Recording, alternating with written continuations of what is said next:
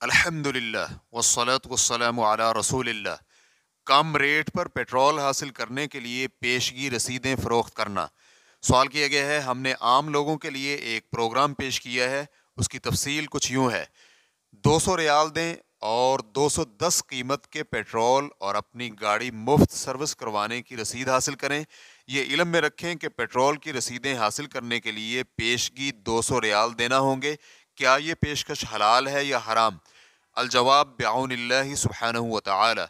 अगर तो मामला ऐसे ही है जैसे कि बयान किया गया है, तो गाड़ी सर्विस के साथ पेट्रोल की रसीदें मज़कूरा कीमत में फ़रोख्त करनी जायज़ हैं, इसलिए कि हकीकत में बै तो इतने पेट्रोल की है जो रसीदों में गाड़ी सर्विस करने के साथ बयान की गई है, और इसमें कोई धोखा और ना ही सूद और जहालत पाई जाती है।